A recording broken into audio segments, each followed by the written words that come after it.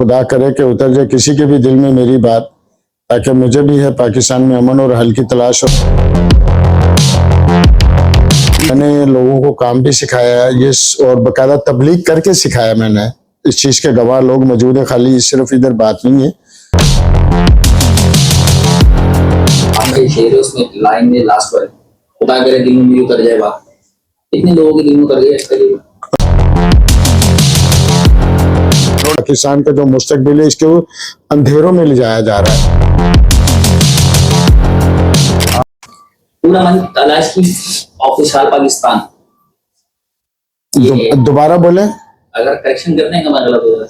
नहीं बोले दोबारा नहीं, वैसे ही मतलब है कि मैं वैसी बात कर रहा हूँ मैं। माहौल पाकिस्तान। हाँ अल्हम्दुलिल्लाह मेरी सोच ही यही है, पुरअमन पाकिस्तान। हाँ कितने साल हो गए? तकरीबन मेरा ख्याल से शायद कोई 11-12 साल या 8-10 साल कह ले आप, कुछ भी। 8-10 सालों में कोई रिजल्ट नजर आया थोड़ा बहुत?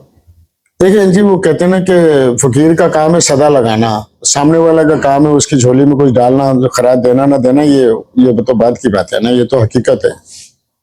एक वीडियो मैंने आपकी सोशल मीडिया पे देखी जहां आप यंगस्टरों के पास स्नोकर क्लब में आप गए पाकिस्तानी पाकिस्तानी मॉल के लिए, उनके फ्यूचर के लिए।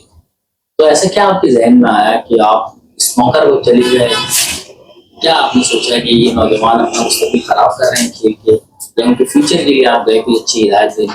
नहीं, ना तो खेल के कोई फ्यूचर अपना खराब करता है, और मुझे अल्हम्दुलिल्लाह लोग प्यार करते हैं, बुला लेते हैं। तो बच्चे अगर कोई बात सुनना चाहते हैं तो कोशिश करता हूँ कि कोई शायद ये सोच के बात करता हूँ कि खुदा करे कि उतर जाए किसी के भी दिल में मेरी बात, ताकि मुझे भी है पाकिस्तान में अमन और हल की तलाश और तरक्की की एक सोच रखता हूँ। कोशिश करता हूँ कि बच्चों को ऐसी बात बोल दूं कि शायद कोई बच्चा एक बात पे चल पड़े, जो अपनी जिंदगी के बारे में जो वक्त जाया करते हैं। तो कोशिश करता हूँ कि इनमें से कोई शायद ऐसा कोई जुमला इनके दिमाग में किसी के एक के बैठ जाए। अगर 200 बंदा बात सुन रहा है, हो सकता है एक के दिल में बैठ जाए, और अल्लाह का शुक्र है बैठती ही बात है। तो बहुत से लोग माशाल्लाह उसके बाद अल्हम्दुलिल्लाह आते भी हैं, जिनको मैं जानता भी नहीं, भूल चुका हूँ मैं।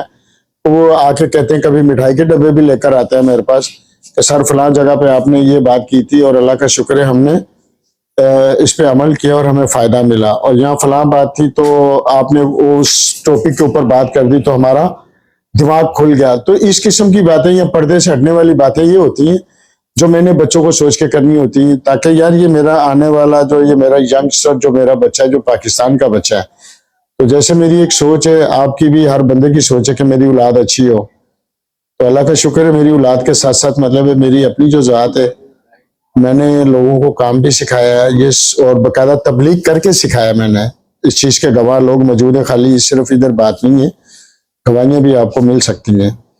और मेरी एक कोशिश होती थी कि मैं यार किसी को हुनर दूं, मैं इसको इस काबिल बनाऊं, और आज भी अल्हम्दुलिल्लाह मेरी वही कोशिश है। यानी इस पोजीशन पे भी आके मैं अभी भी अपने यूनिटों में चक्कर लगा लेता हूँ। हालांकि मेरा भी कोई काम से ताल्लुक खत्म हो चुके हैं, लेकिन इसके बावजूद वो कहते हैं ना कि बंदे को जो गिलाटियां मारने से तो बाज नहीं आता, तो वही हिसाब हमारा है। और कोई ऐसी बात नहीं, कोशिश करते हैं कि किसी को कोई जिम्मेदार बन जाए, या हुनर में आ जाए या तालीम में आ जाए।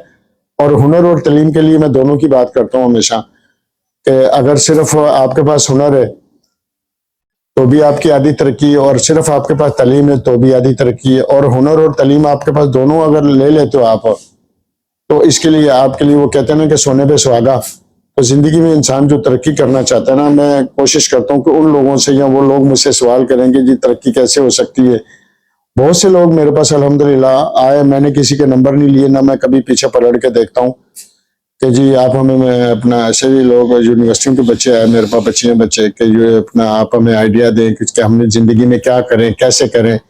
तो फिर उनसे के मुताबिक जो ना बात करने की कोशिश की जाती है, ताकि बच्चा जो ना एक कामयाबी की जो ना मंजिल की तरफ या रोड पे चल पड़े। बस ये एक सोच होती है। आपके शायर के लास्ट लाइन में पढ़ता हूँ, आपके शेर उसमें लाइन में लास्ट पर खुदा करे दिल में मेरी उतर जाए बात, कितने लोगों के दिल में उतर गई? उम्मीद पे दुनिया कायम है। मेरी तो अल्लाह से दुआ है कि अल्लाह करे कि मेरे पाकिस्तान की पूरी आवाम के दिल में उतरे, और जो आम लोग कहीं भी हैं, किसी के भी दिल में कहीं से भी अच्छी बात मिल जाए। तो यही एक मकसद है। कोई किसी के लिए अमन चाहे ना चाहे, अपने लिए तो हर कोई चाहता है। तो ये चाहता हूँ कि आल पाकिस्तान में अमन और रोजगार चमन, बस यही सोच है, यही ख्याल आते हैं, यही जिसे कहते हैं आप मंशूर कह लें, ख्यालात कह लें। हर बंदा ख्वाब भी देखता है, ख्याल भी देखता है, वो तो कोई पाबंदी नहीं है। अब रही बात ये कि आपको कुछ तो बोलना पड़ता है, अगर हो सकता है कि बोलने से कोई बात आपकी बन जाती है, तो ये ख्यालात है बस। अकेले तना चले थे मंजिल का सफर तय करने के लिए, आज पूरा काफिला आपके साथ। अल्लाह आपकी जुबान मुबारक करे और अल्लाह करे कि ऐसा हो, क्योंकि मकसद सिर्फ एक ही है, अमन अमन अमन और रोजगार। रोजगार, यही सबकी जरूरत है।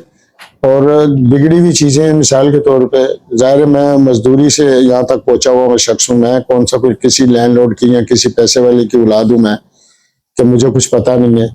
तो मैं यही चीजें अपनी कौम के बच्चों के दिमागों में डालना चाहता हूँ, और अल्हम्दुलिल्लाह कईयों में डल चुकी है। कामयाब लोग हैं और जिंदगी में चलना सिखाया और जिम्मेदारियां सिखाई हैं मैंने। ये आप मेरा कह लें, मेरी इबादत कह लें आप इसको।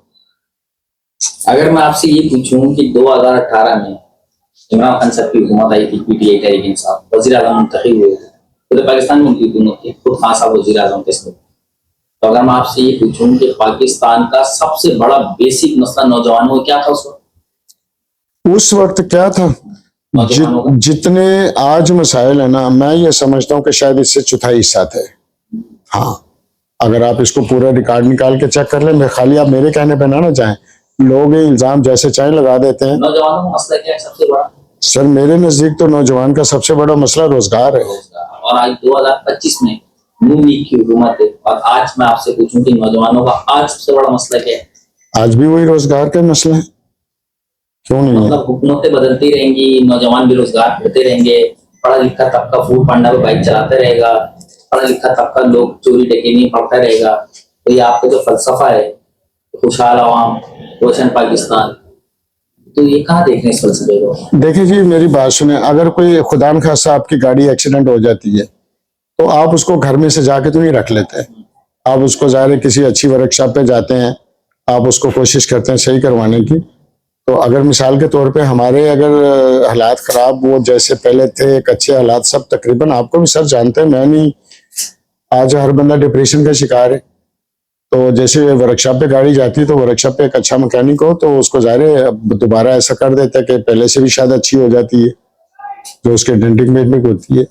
और मैं आपसे पूछूं कि यूसुफ पाकिस्तानी की जिंदगी में कैरियर में जब से होश संभाला है, कोई ऐसी हुकूमत यूसुफ पाकिस्तानी की जहन में रही जिसे यूसुफ पाकिस्तानी बोले कि यार इस हुकूमत में ना आवाम बड़ी खुशहाल थी, रोजगार भी था, लोग बेरोजगार भी नहीं थे और आवाम बड़ी खुशहाल थी, कोई ऐसी हुकूमत रही है? मेरे ख्याल में देखें, मुझे कहने की तो जरूरत नहीं है, करोड़ों में लोगों ने जो बातें करना शुरू करी थी, लोगों ने, वो आप बता सकते हैं कि वो जब पहले लोग लाखों में बातें करते थे, फिर करोड़ों के बातें होने लगी।